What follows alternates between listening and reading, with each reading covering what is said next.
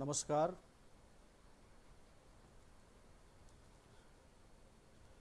अगर मेरी साउंड आप लोगों के पास आ रही है तो एक बार हमको थम्स अप करें।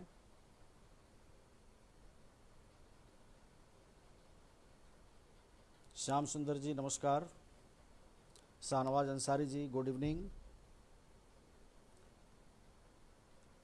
Jainendra Yadav good evening good evening.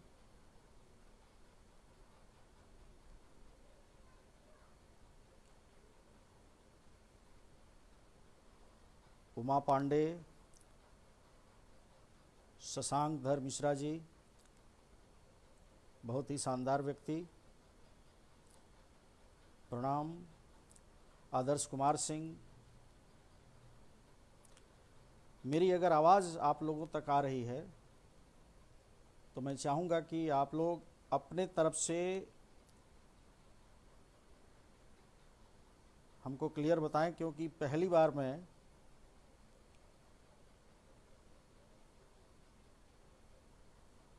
Online Facebook online हो रहा हूँ। आलोक मोहन जी नमस्कार।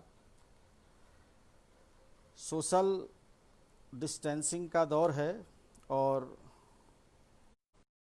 एक मोबाइल मेरे पास है जिससे कि मैं ये देखता रहूं कि आप लोगों का मैसेज मेरे पास आ रहा है। सौरभ सिंह जी दंडवत प्रणाम, बहुत बहुत शुभाशीष आपको। हाँ, ये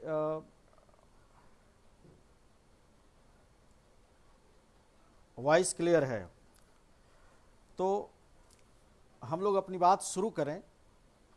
और आज बड़ा ऐतिहासिक दिन है। हम लोग भारत को आत्मनिर्भर बनाने के संकल्प को, एक इच्छा शक्ति और विश्वास और भरोसे को इस तरह से परिवर्तित करना चाहते हैं कि कोरोना जैसे महासंकट से निकलने के साथ साथ मैं मोदी जी को, आदरणीय हमारे प्रधानमंत्री नरेंद्र मोदी जी को इस बात के लिए बहुत बहुत बधाई देता हूं कि उन्होंने विकट परिस्थिति में भारत के आवाम को एक नए महामंत्र के साथ सबको जोड़ा है कि कुछ भी कर लेंगे हम, लेकिन अगर हम आत्मनिर्भर नहीं होंगे तो भारत मजबूत नहीं होगा। गोस्वामी तुलसीदास ये बात बहुत पहले कह चुके हैं रामचरितमानस में कि पराधीन सपने सुख नहीं। अर्थात अगर हम पराधीन हैं तो हम सुख की कल्पना नहीं कर सकते। और इस आत्मनिर्भरता के अगर इतिहास का अवलोकन किया जाए तो आज ही के दिन 1974 में इंदिरा गांधी ने जब भारत में सत्ता का संचालन कर रही थी एक प्रधानमंत्री के रूप में, तो उन्होंने पोखरण में परमाणु परीक्षण किया था। और यहाँ से जो भारत के युग का एक विशाल स्वरूप दुनिया ने परमाणु संपन्नता के साथ देखा, तो कहा जाए तो मुझे लगा कि मैं आप लोगों से काफ़ी समय से रूबरू नहीं हो रहा था, तो मुझे लगा कि आज एक ऐतिहासिक क्षण भी है। और मैं हमेशा आप लोगों के बीच में इतिहास के उस गौरव गाथा के लिए अलग अलग शहर में अलग अलग कक्षाओं के माध्यम से मैं अपनी बात कहता रहा हूँ।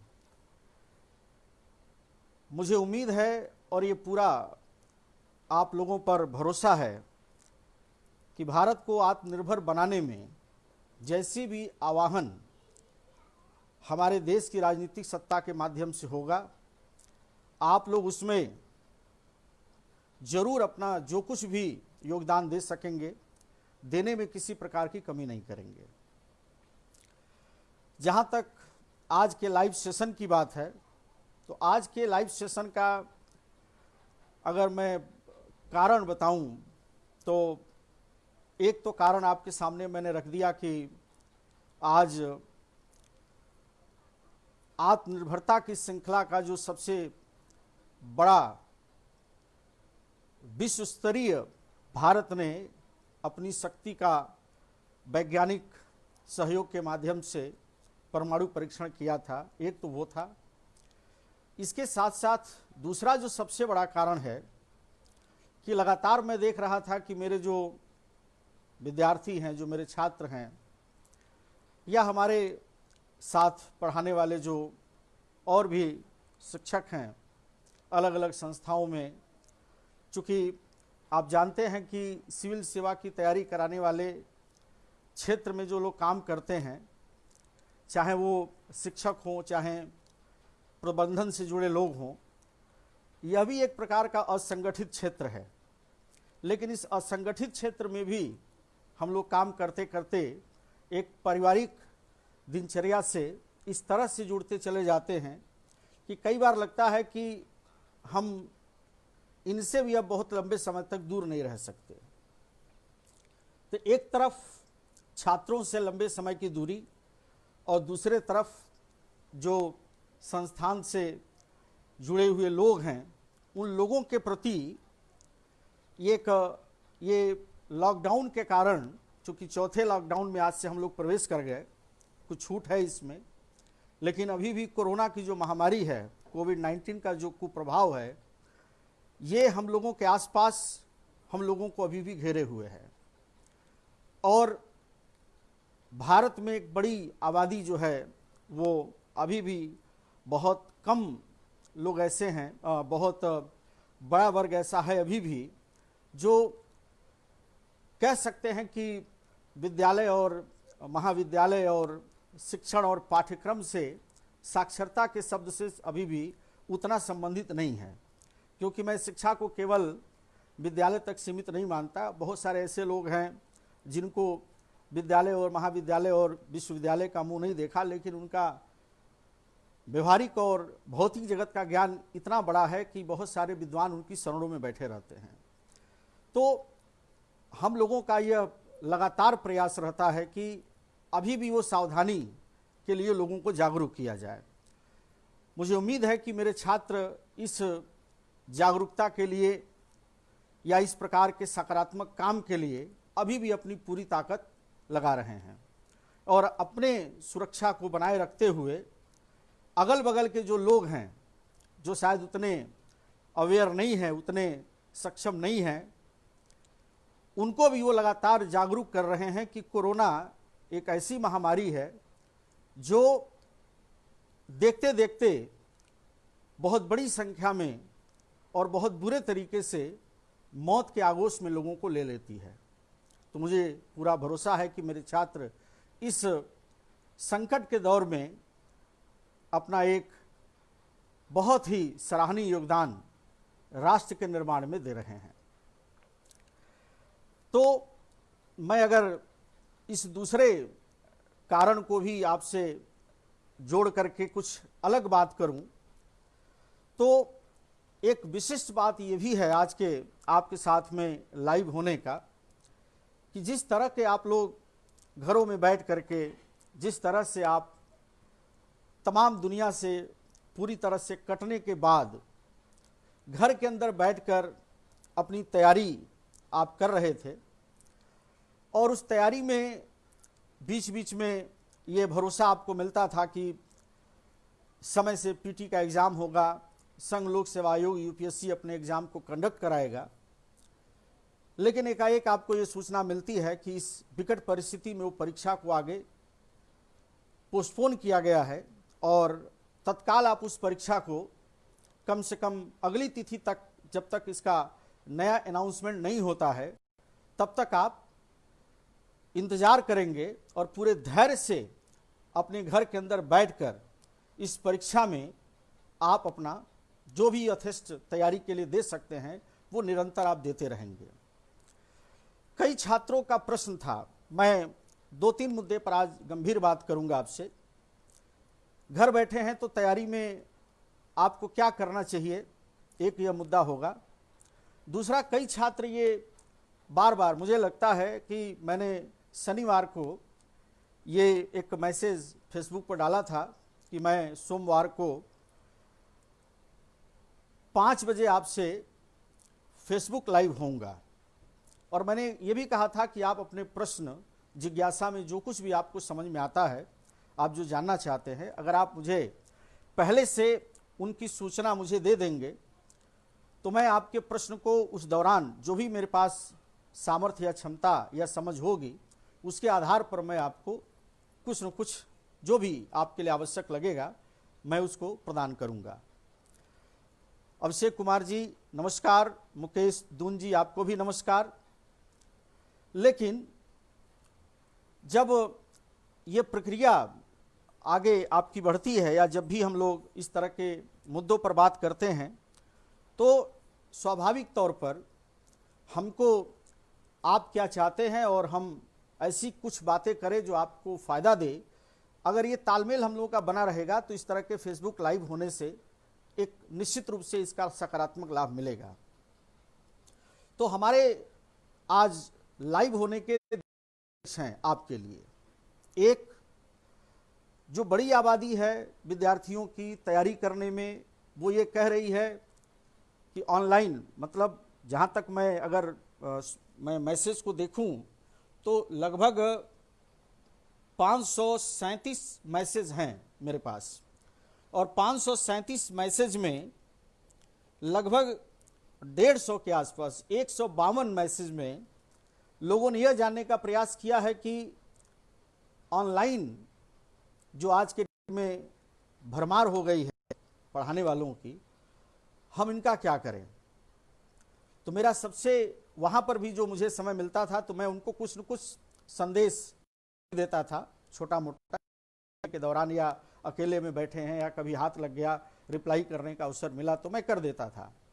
तो पहली बात ये कि आप ज्ञान को यह मत समझा करिए कि कोई निश्चित माध्यम से ही ज्ञान मिलता है।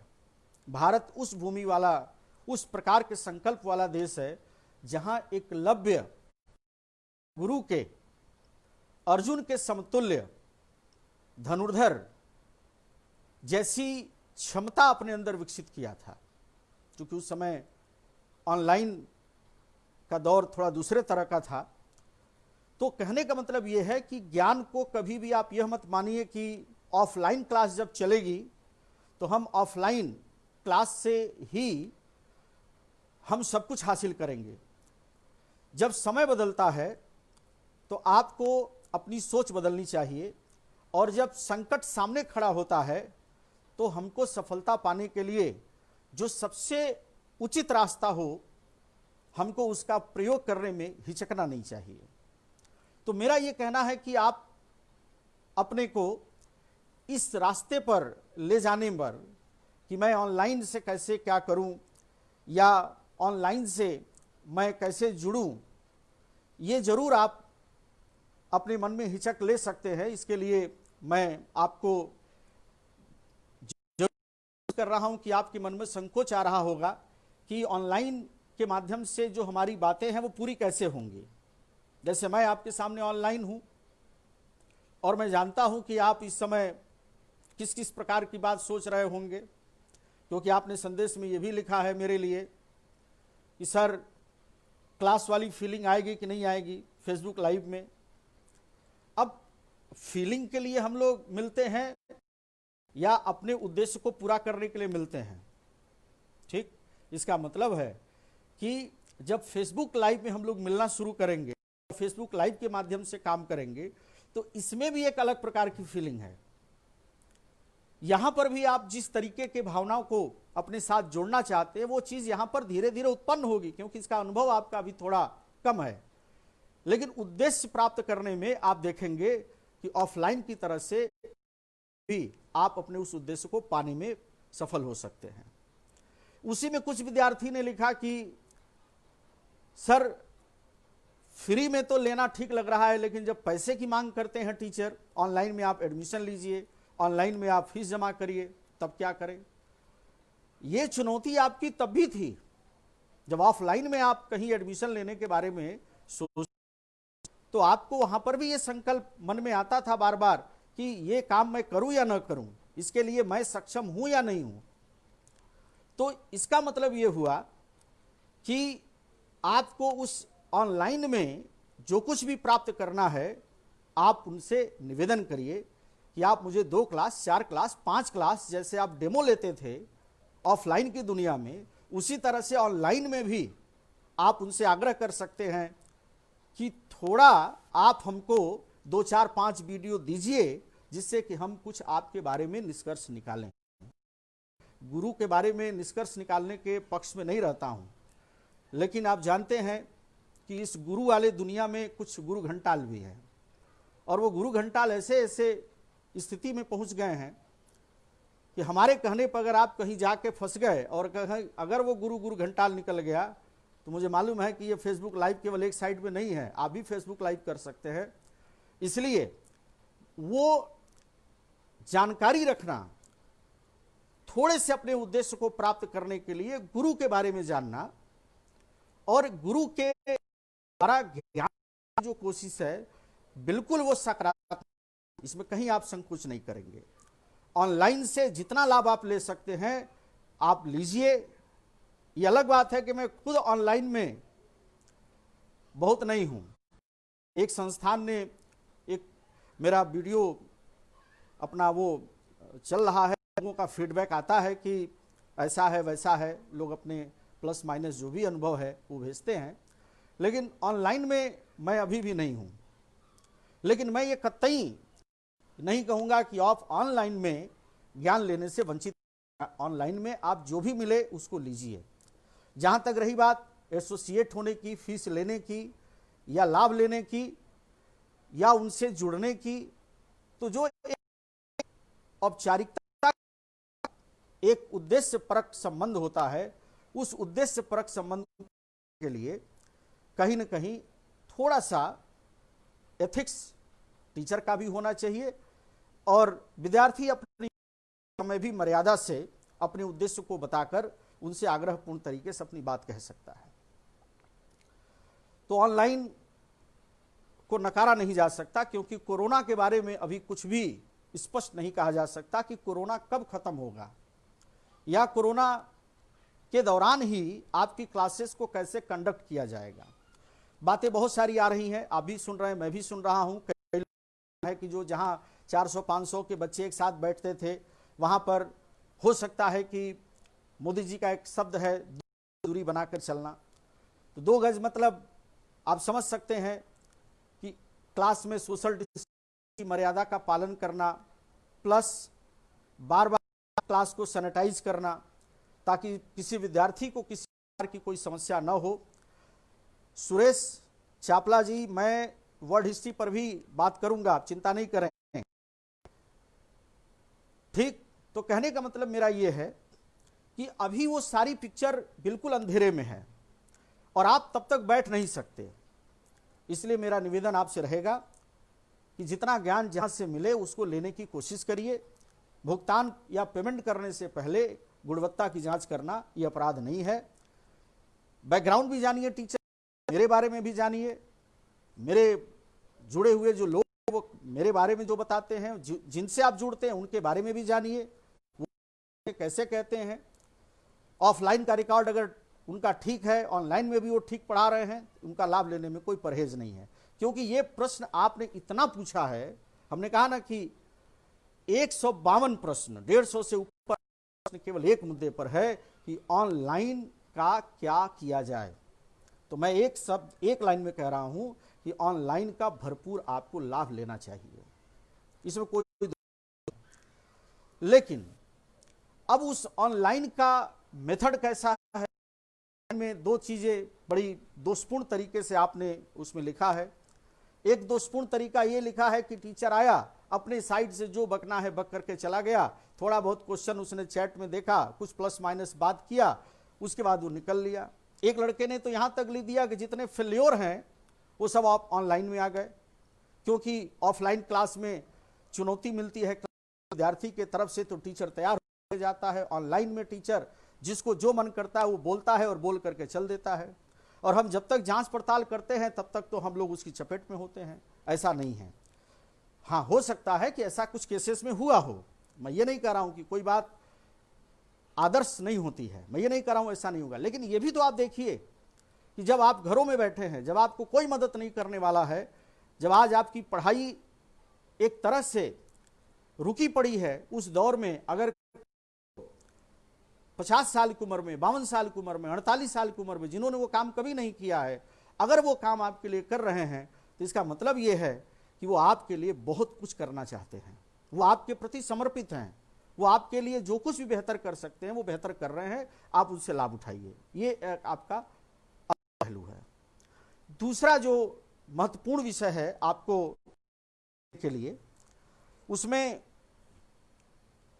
तैयारी में बार बार आप लिखते रहते हैं कि घर के अंदर हैं, बहुत कितनी ऐसी चीज़ों को किया जाए, कैसे पढ़ा जाए, क्या ये पढ़ना ठीक रहेगा, क्या इस तरह से हमारी चीज़ें पूरी हो जाएंगी। तो मेरा ये कहना है आपसे कि क्या कोचिंग नहीं होती या आप कोचिंग नहीं आते तो क्या आप सेलेक्ट नहीं होते? आप ये मान करके चलिए कि घर के अंदर रह करके जो भी आप अपने ताकत से, अपनी से, अपनी क्षमता से जो कुछ भी आप विकसित करेंगे, ऐसा नहीं है कि वो आपके उपयोग में नहीं आएगा। मैं दूसरे विषय पर, आप जानते हैं कि मेरी एक बड़ी मर्यादा है कि मैं चाहे क्लास चले या कहीं व्यक्तिगत संपर्क हो, चाहे कोई भी मुद्दा हो, इतिहास छोड़ करके मैं किसी अन्य विषय पर कोई वार्तालाप नहीं करता। तो कई लोगों ने बहुत तरीके की बात की, मैं सिर्फ आपको इतिहास के दायरे में, अगर आप देखें कि इतिहास में कैसे क्या किया जाए, कैसे पढ़ा जाए इतिहास को, घर बैठे हैं इतिहास घर पर क्या किया जाए, तो घर बैठ करके इतिहास में आपको वही करना है जो ऑफलाइन के दौरान आप करते रहे हैं। रोहित शर्मा जी पानीपत से बहुत दिन बाद आप सामने हैं। रश्मि मिश्रा जी, आपको बहुत बहुत धन्यवाद, आप लोग वॉच कर रहे हैं और कंसिस्टेंटली लोग बढ़ रहे हैं। ठीक, रोहित शर्मा जी मैं आगे बढ़ूं। सुभाष जांगिड़ जी, गुड इवनिंग, बिल्कुल फाइन हूं मैं, बिल्कुल ठीक हूं। तो कहने का मतलब मेरा ये है, ऐसा नहीं है कि लॉकडाउन हो जाने से पढ़ने का ढर्रा बदल जाएगा, ऐसा नहीं होता है। या अगर आप ये सोचते होंगे कि ऑफलाइन क्लास चलती है तो उसके पढ़ने से सिलेक्शन होता है या पढ़ने से हमारा दोनों में यूपीएससी का क्वेश्चन एक ही रहेगा। यूपीएससी की अपेक्षाएं जस की तस बनी रहे। सुयश तिवारी जी धन्यवाद। ये जो आपसे डिमांड है, जो आपसे अपेक्षा है, वो अपेक्षा घटने वाला नहीं है, वो अपनी जगह पर जस का तस विद्यमान रहेगा। हाँ, आपके लिए थोड़ा सा ये संकट जरूर आया है कि हम इस ऑफलाइन में जो एक अपनी सोच, एक रुचि, एक तरीका विकसित कर चुके हैं, वो सोच, वो रुचि ऑनलाइन में हम कैसे विकसित करें, जिससे कि जिस तरह की अपेक्षा यूपीएससी हमसे करता है उसको हम पूरा करें। गुड इवनिंग साक्य जीपी, मौर्यवंशी जी, अखिलेश प्रताप सिंह, बहुत बहुत धन्यवाद। पवन कुमार यादव, मुकेश दून जी, ठीक है। कहने का मतलब मेरा यह है, वत्सल त्रिपाठी जी नमस्कार। तो कहने का मतलब मेरा यह है कि आप सिलेबस की तैयारी जब भी आप कोई प्रिपरेशन करते हैं तो आपकी मर्यादाएं निश्चित हैं, वो आपकी सीमा रेखा तय है, उसमें आप नए नए प्रकार के सीमा रेखा तय नहीं कर सकते। जैसे मैं बड़ा छोटा छोटा मुद्दा उठा करके आपको समझाना चाहूं, जैसे मान लीजिए बड़ा कॉमन सा सेक्शन है मॉडर्न इंडिया। आप जानते हैं कि ज्यादा प्रश्न आपके प्रारंभिक परीक्षा में आधुनिक भारत से आता है। अब चाहे ऑफलाइन हो चाहे ऑनलाइन हो, जो लोग हमसे पढ़े हैं या जो बेचारे अभी इंतजार कर रहे थे, किसी कारण उनका क्लास रुक गया और क्लास में आप लोग ठूस ठूस के बैठे रहते हैं, ठीक, और बीच बीच में आप लोग मधुर मुस्कान देते रहते हैं। अब यहाँ आपकी मुस्कान दिख नहीं रही है, तो वो मुस्कान आप लाइक करके, इसी में देखिए बीच बीच में दिल भी आ रहा है। ठीक, अभी पता नहीं ये दिल वाले कौन लोग हैं, मुझे मालूम नहीं। ठीक, सुयश तिवारी जी, ये देखिए हमारे ज़िले के आदमी हैं और इस समय समाज सेवा में लगे हुए हैं, बहुत शानदार इनका चल रहा है। वैशाली ये लखनऊ से हैं और बहुत अच्छी विद्यार्थी हैं, स्कूल में अध्यापिका भी हैं, बहुत अच्छा पढ़ाती हैं। अरुण शर्मा जी देखिए पूरे मुखर्जी नगर का ऐड इकट्ठा करते हैं। ठीक है, आपको भी धन्यवाद। तो आपकी जो मुस्कान है वो लाइक से आ सकता है, और भी बहुत सारे जो भी हैं वो आप उसका इस्तेमाल करिए ताकि आपकी प्रेजेंस दिखती रहे। तो मेरे कहने का मतलब मेरा ये है कि आप जैसे सिलेबस आप डिफाइन करिए। सिलेबस कैसे डिफाइन होता है? सिलेबस डिफाइन करना आजकल बहुत आसान हो गया है, बहुत आसान हो गया है। एक तरीका तो ये है कि आप जो भी यूपीएससी से रिलेटेड आपके पास किताब है, आधुनिक भारत पर बहुत सारी किताबें आपके पास होंगी। सबसे ज़्यादा फेमस है यशपाल एंड ग्रोवर है, आप उससे समझ सकते हैं। नहीं कुछ है तो आपके पास बिपिन चंद्रा जी की बुक, आपके पास अगर नहीं है तो क्लास 12 की बिपिन चंद्रा की एनसीईआरटी है, वो भी अगर आपके पास नहीं है तो बहुत सारे संस्थाओं के मटेरियल हैं जहां पर आप बिल्कुल शिवम मौर्य जी, थोड़ी असुविधा हो रही है, बिल्कुल घर पर बैठने से असुविधा होगी, बट उस असुविधा को भी हम लोग दूर करेंगे। और आप बिल्कुल भरोसा रखिए कि सफलता आपको मिलेगी। और जिस आशा को, जिस अपेक्षा को आप लेकर के हमसे बैठे हैं, कहीं पर भी रहते हुए पूरी कोशिश करूंगा कि कैसे मदद करूं। अदरवाइज मैं कभी फेसबुक लाइव होना या ऑनलाइन होना ये सब बिल्कुल मैं अपने विचार में नहीं रखता था, लेकिन आप लोगों ने इतना फ़ोन, इतना मैसेज किया कि जिससे कि ये सब चीज़ करनी पड़ी। तो कहने का मतलब मेरा आधुनिक भारत का टॉपिक बिल्कुल डिफाइंड है। सबसे पहले आपको पहला जो टॉपिक उठाना है वो उत्तर मुगल काल है। अब उत्तर मुगल काल जब आप पढ़ने जाएंगे तो उत्तर मुगल काल में आपके पास 11 शासक हैं। ठीक, जो लोग मुझसे पढ़े हैं मुझे लगता है उनको याद है, जो पढ़े क्लास में सो गए उनके कॉपी में नोट है, जो बेचारे पिछले में थे, आगे वाले बैच में क्लास करने की तैयारी में थे, उनके पास हो सकता है किसी का फोटो स्टेट पड़ा हो, और नहीं है तो आप सुन लीजिए। वही 11 शासक, बहादुर शाह, जहांदार शाह, फर्रुखसियर, रफीउद्दर्जात, रफीउद्दौला, मोहम्मद शाह, अहमद शाह, आलमगीर, शाह आलम, अकबर दूती और अंतिम बहादुर शाह जफर।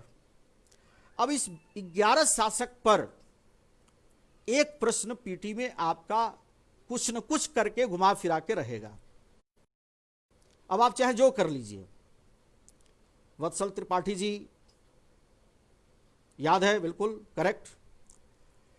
तो अब ये जो 11 शासक है, उठते बैठते खाते पीते कमरे में है, बहुत बाहर जाने की आवश्यकता नहीं है। और बाहर जाएंगे तो आप तो जानते ही है, बाहर जो आपने सबसे बड़ा शत्रु मान रखा होगा किसी को, वैसे करोड़ों शत्रु इकट्ठा कर दीजिए, उसी का नाम है कोरोना। तो इसका मतलब एक बात तो तय है कि बाहर जाना नहीं है। और यह भी मुझे मालूम है कि आपका कमरा अगर घर पर नहीं है, शहर में कहीं अटके पड़े हैं, तो कमरा छोटा है, तो इसका मतलब बहुत कूद फांद भी नहीं मचा सकते।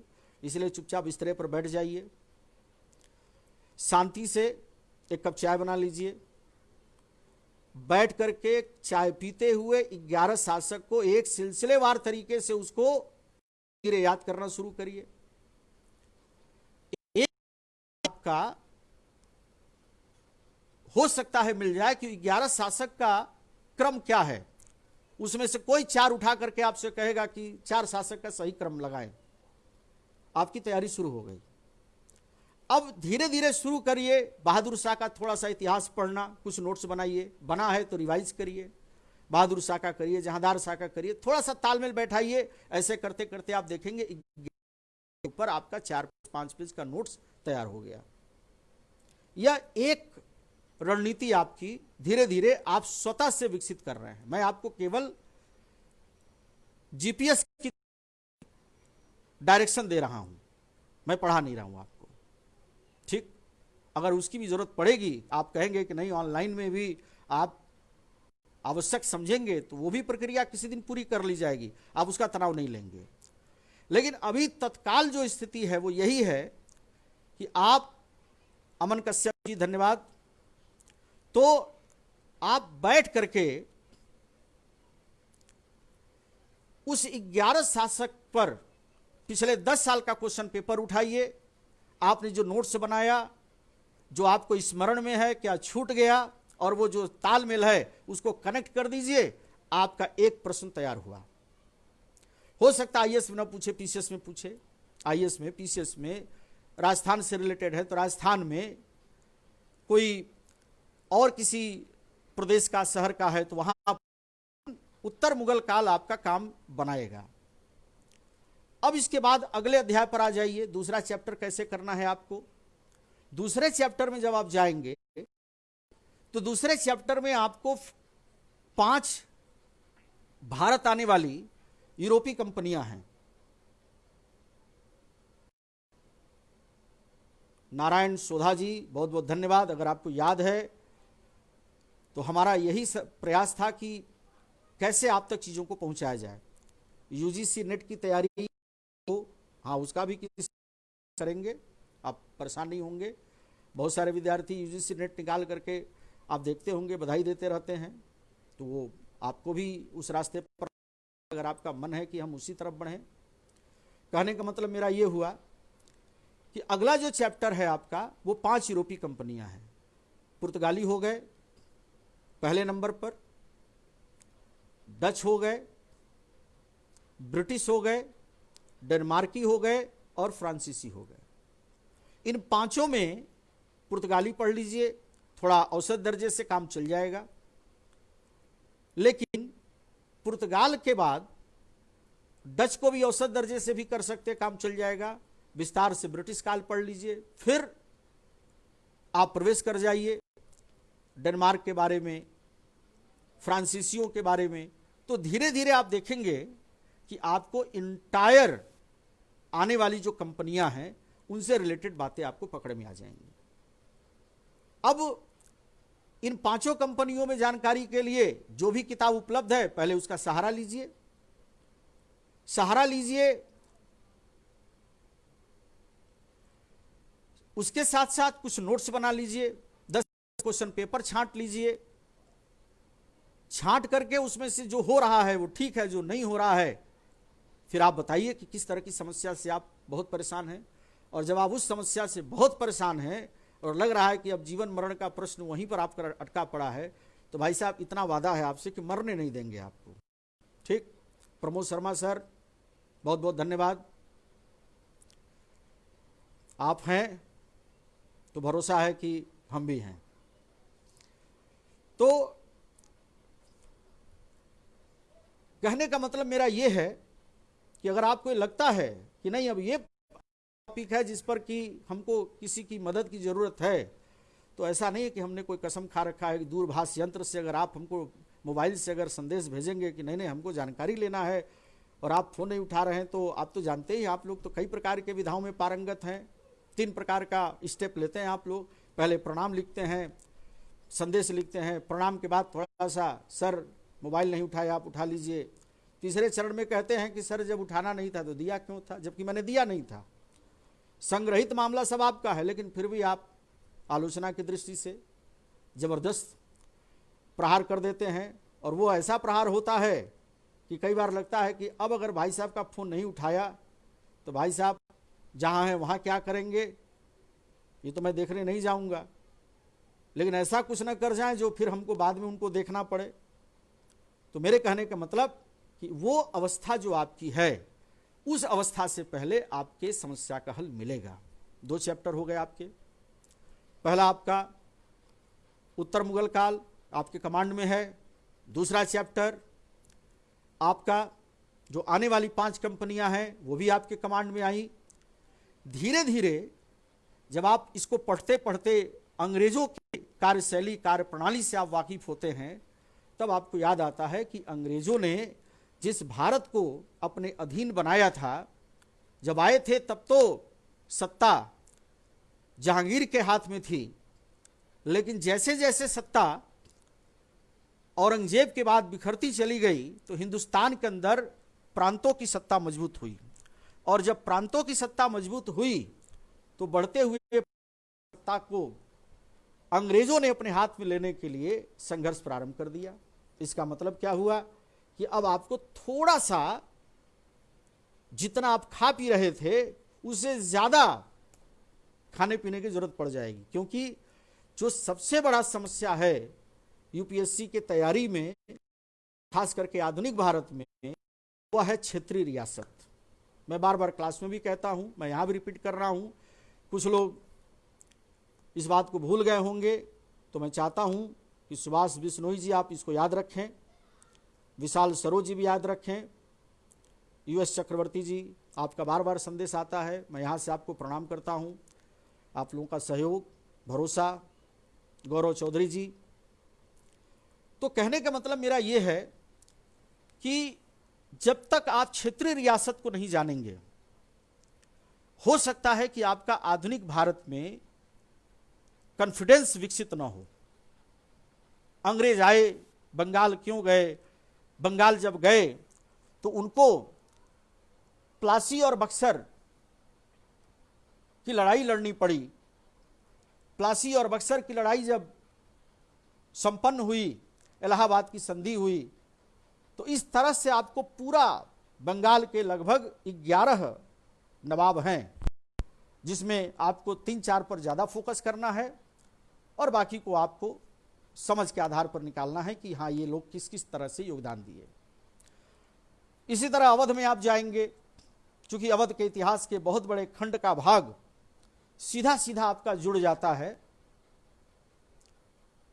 बंगाल के इतिहास के साथ, तो इसीलिए आप जब अवध का इतिहास पढ़ते हैं तो आप पाएंगे कि जो ऊर्जा आपने बंगाल पर लगाया उतने की आवश्यकता आपको अवध पर नहीं है।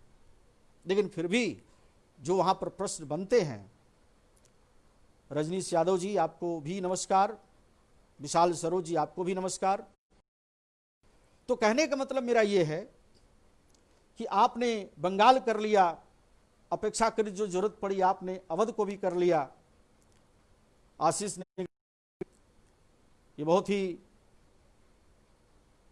गंभीर विद्यार्थी हैं और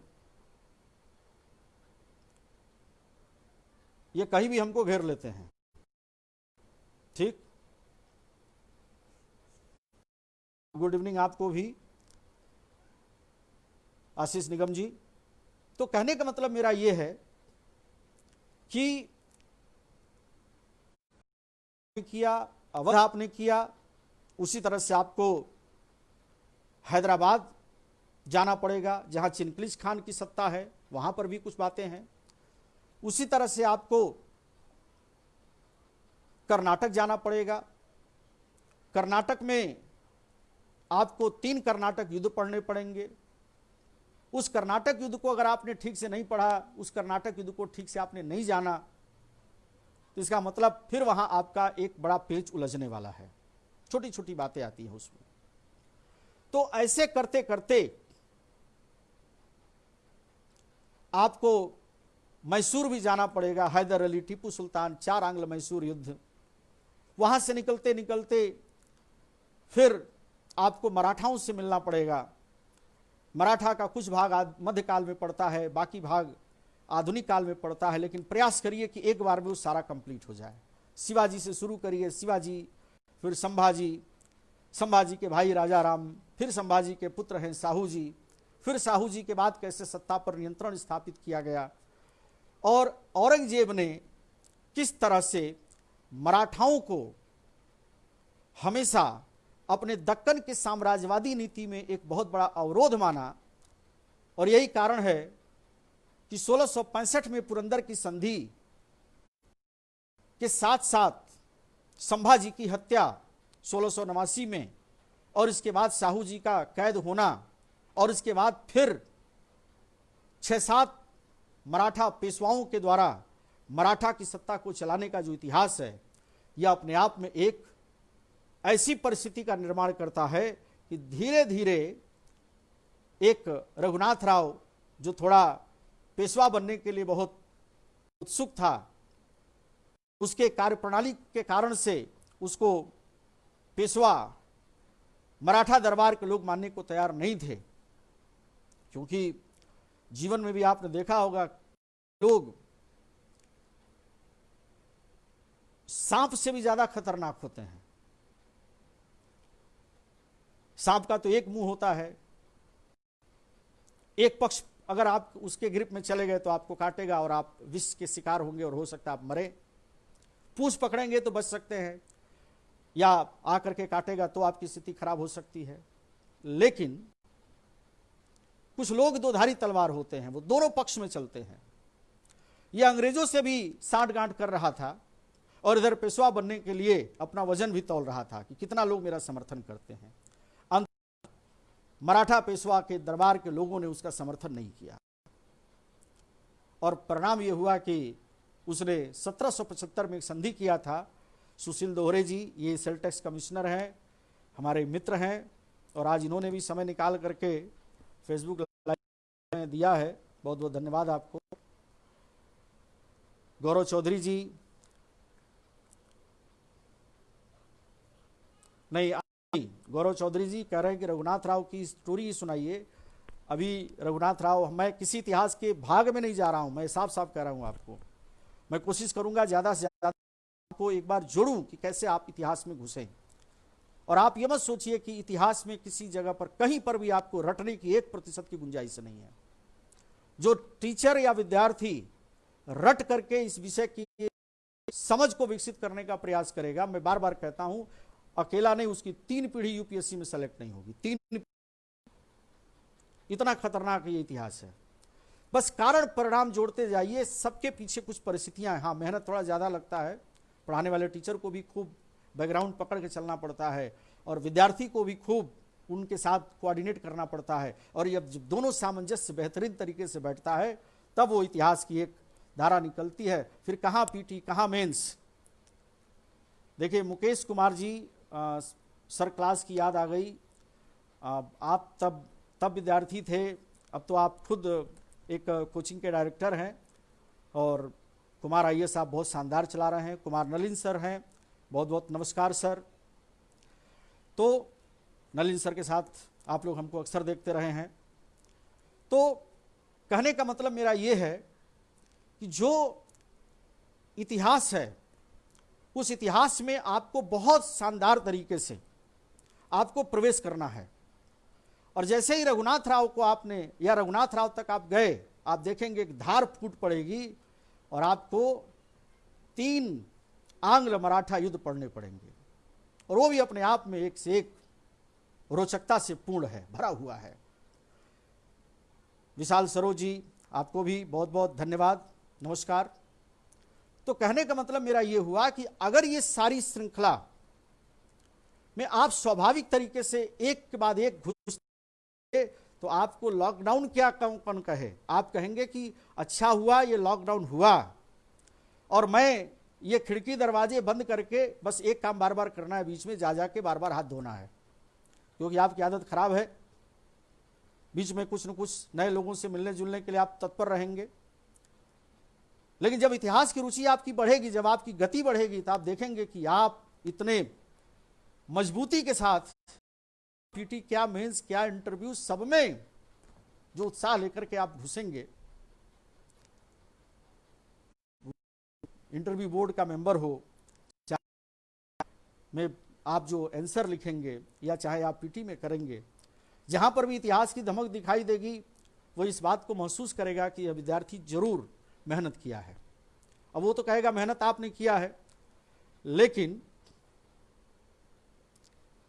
मुकेश कुमार, तो कहने का मतलब मेरा यह है कि वो तारीफ तो आपकी करेगा, ये अलग बात है कि बैकग्राउंड में मैं हूं, ठीक, लेकिन बात वही है कि आपकी सफलता मेरा उद्देश्य है।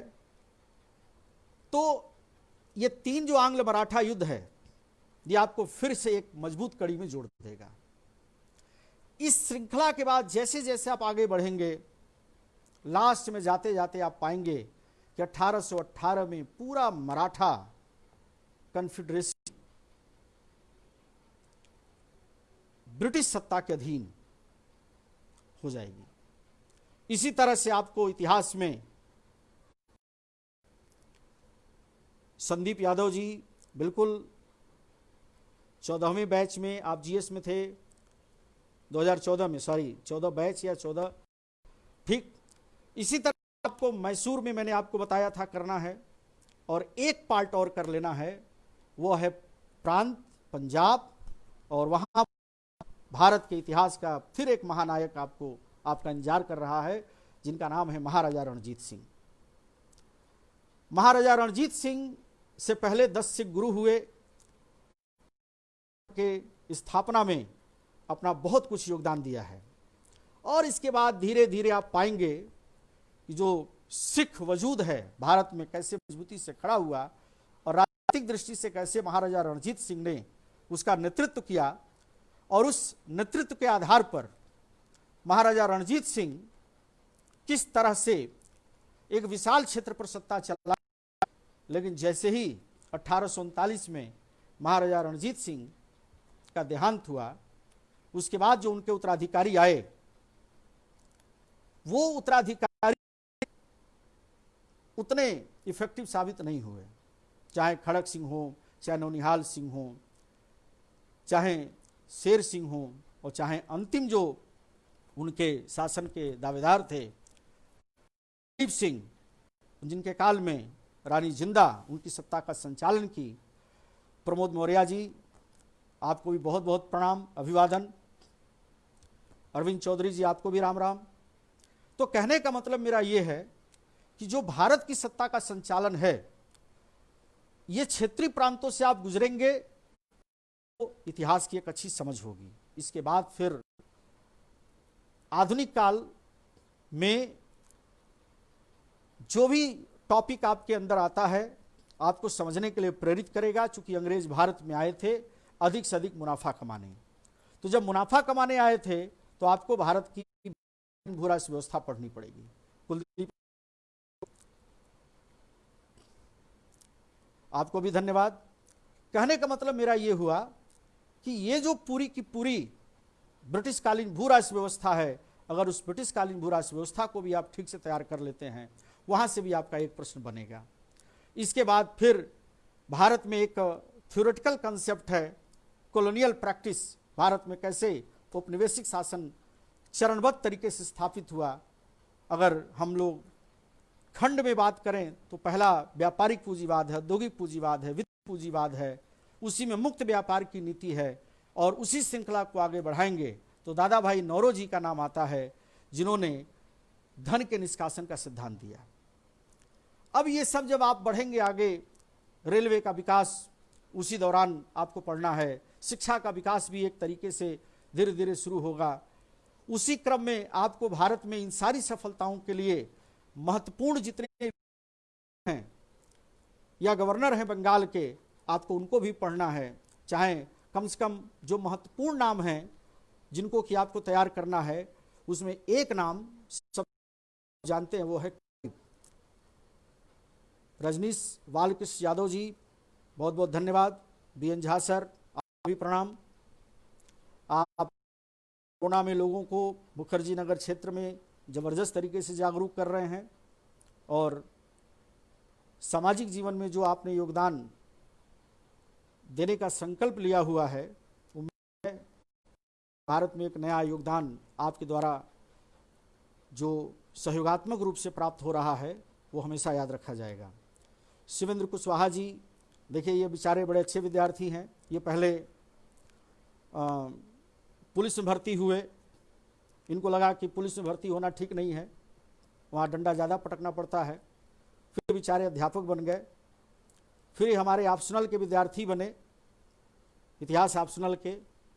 इतिहास ऑप्शनल पढ़ते पढ़ते इन्होंने उसी दौरान नेट क्वालिफाई कर लिया और आज देखिए शानदार तरीके से। ज्योति सिंह, आपको भी बहुत बहुत नमस्कार। शिवेंद्र सिंह जी, ये देखिए ये विदेश में हैं और बहुत ही स्मार्ट पर्सन है, मॉडलिंग भी कर सकते हैं। अखिल सिंह जी, आपको भी नमस्कार। ओम प्रकाश चौधरी जी, आपको भी नमस्कार। तो कहने का मतलब मेरा ये हुआ कि इन सारी प्रक्रियाओं को, खास करके जब हम गवर्नर जनरल या उसके पहले गवर्नर की बात करें, तो अनूप शाही जी ये पीसीएस अधिकारी हैं। अब आप लोग समय निकाल करके ये देख रहे हैं, इसके लिए आप लोगों को बहुत बहुत धन्यवाद। ये हमारे गांव के हैं, हमारे गांव के बगल में गांव है और बहुत ही कठिन संघर्ष करके इन्होंने पीसीएस पाई है और कोरोना के इस वातावरण में बहुत अच्छे से अपनी भूमिका निभा रहे हैं। तो पढ़ना पड़ेगा, क्लाइव के बाद वारेन हेस्टिंग्स पढ़ना पड़ेगा, उसके बाद आपको कार्नवालिस पढ़ना पड़ेगा, इसके बाद थोड़ा सा मेहनत क्या कहें, थोड़ा उलझा हुआ जो स्वरूप है वो दिया है आपका लॉर्ड विलियम बेंटिक, साथ ही आपको वेलेजली, और लास्ट में एक नाम और याद रखिए, वह है लॉर्ड डलहौजी। इतना भी अगर आप ठीक से तैयार कर लेते हैं तो मुझे लगता है कि आपका गवर्नर जनरल पर आधारित, अरविंद चौधरी जी आपको भी धन्यवाद। तो मेरे कहने का मतलब ये है, अनूप जी आपको भी नमस्कार। सिंह भी इस समय गुवाहाटी में फंसे हुए हैं, गए थे बेचारे 1 हफ्ता पढ़ाने के लिए और जा करके वहाँ भूल गए हैं कि बेचारे इनको अपने मूल निवास पर आना है, बार बार ये टिकट कराते हैं। शैलेश मणि त्रिपाठी जी एक बहुत बड़े ज्योतिषाचार्य हैं, हमारे विद्यार्थी भी रहे हैं, बीच बीच में हमारा दुख सुख ये लेते रहते हैं, ग्रह नक्षत्र ये देखते रहते हैं। इन्होंने बताया है कि आजकल आप ऑनलाइन में प्रवेश करना ही चाहिए, तो उन्होंने चूंकि डायरेक्शन दिया तो मैंने कहा भाई कि आज शुरू करते हैं। विजय प्रताप, आपको भी नमस्कार। अंकित, तो ये जो आपकी श्रृंखला है, जिस तरीके से जब भी कुछ आप पढ़ लेते हैं तो फिर नंबर आता है 1857 के विद्रोह का, जब हर एक व्यक्ति का, अवधेश कुमार जी, शायद ये मेरे नहीं कर पा रहा हूं, ये भी सेलेक्टेड हैं, और आलोक रंजन जी नमस्कार। धर्मवीर सिंह, सारा हॉस्पिटल में बहुत ही समर्पित व्यक्ति, कोई भी व्यक्ति जाए साथ देने के लिए तैयार रहते हैं। तो 1857 पूरा का पूरा जो विद्रोह का वातावरण है, जिस तरीके से ये पूरी घटना घटी, तो अगर मैं सिलसिलेवार तरीके से आपको देखूं तो सबसे पहले आपको उत्तर मुगल काल को ठीक है, फिर आपको 5 जो कंपनियां हैं, तरुण अवस्थी जी आपको भी नमस्कार। इसके बाद क्रमशः जो जो चैप्टर आपको बताए गए, आप उन सारे चैप्टर को लगातार